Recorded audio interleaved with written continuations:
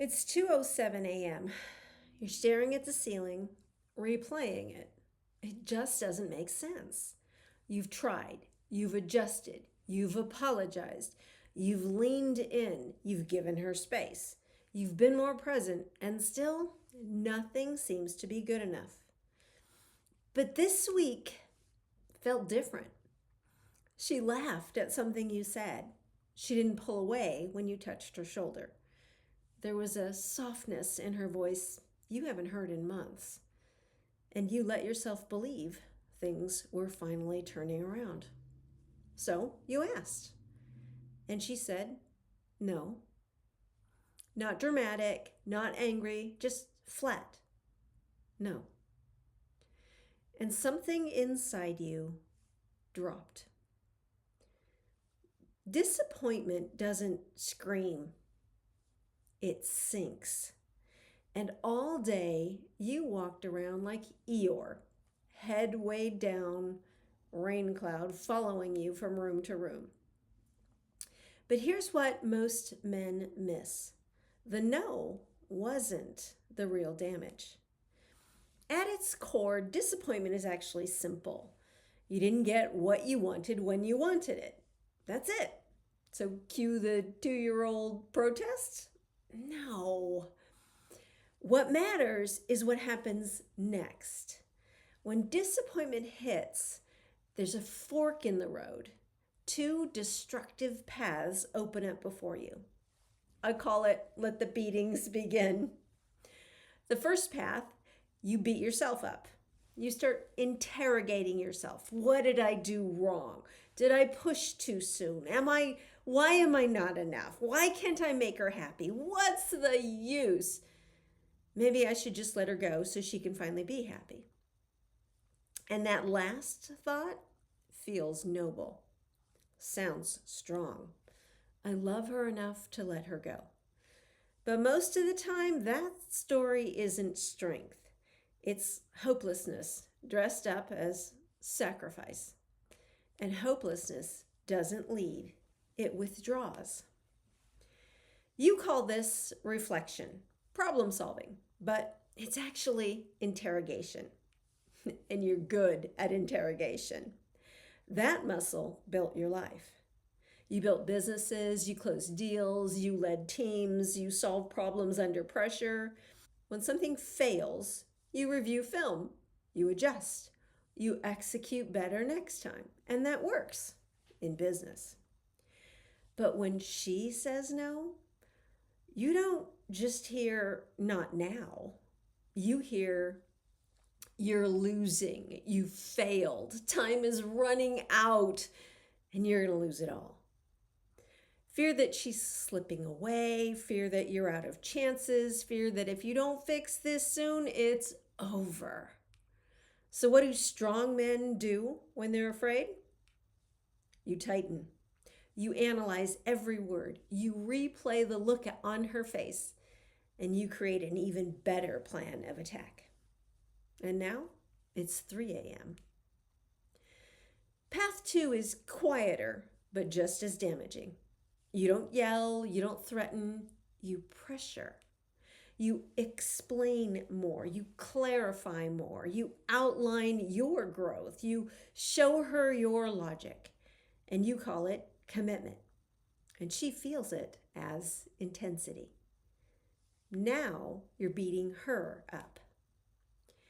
You think you're leading, you think you're stepping up, but what she actually feels is fear moving through you. You must understand something simple. Women do not process the way you do. You process with logic. She processes what she feels in your nervous system. When your efforts are fueled by fear, she doesn't feel logic. She feels pressure. You're thinking, if she could just see what I'm doing, she'd relax. But she doesn't relax under your logic. She relaxes when she feels safe. When your nervous system is steady, calm, confident. Fear creates urgency. Urgency creates pressure. Pressure destroys safety. And without safety, trust cannot rebuild. And that's the loop you keep running. She says no, you feel fear. Fear becomes urgency. Urgency becomes pressure. Pressure feels unsafe. She pulls back. You try harder. And the harder you try from fear, the more she closes. You're not losing because you aren't trying. You're losing because your trying is loaded. Loaded with urgency, loaded with the need for reassurance, loaded with the hope that her response will calm you down. And she can feel that weight. She can feel your stability depends upon her reassurance. She can feel that your peace depends on her answer. And it feels like the marriage is sitting on her shoulders. And when she feels that, she doesn't feel safe. She feels responsible for your mood and your stability. And no one relaxes under that kind of responsibility. So she closes. And your internal narrative starts again, and the beatings continue. You beat yourself up for not being enough. You beat her up with pressure disguised as effort. And every time that cycle runs, trust erodes a little more. Disappointment isn't the enemy. The meaning you attach to it is. So let's break that cycle. When disappointment hits, stop focusing on what you didn't get when you wanted it. Focus on what you want and taking the actions to build it. Do you want to be right, or do you want her to feel safe with you? Do you want her validation, or do you want to rebuild trust? If you want trust, the better question is, how does the best of me need to show up for her right now? Calm, confident, refusing to give up no matter how long this takes. Looking for ways to deliver what she needs to feel safe. Not what you think she should need, not what you want her to need, and not what you need. And this is what safety feels like to her. Disappointment tempts you to grab hold of the circumstances and force them back into shape. It tempts you to delay your peace until reality bends the way you want it to. And that is exhausting. What's the worst thing that could happen? It takes longer than you want it to.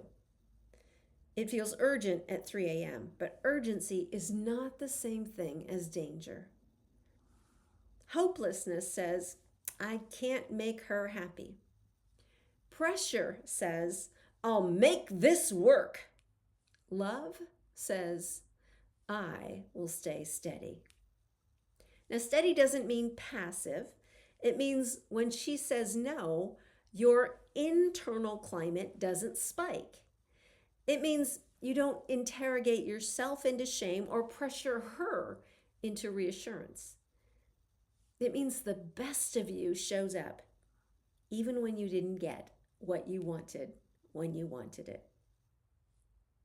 The next time she pulls back or says no, watch what happens inside you. Do the beatings start? If they do, name it.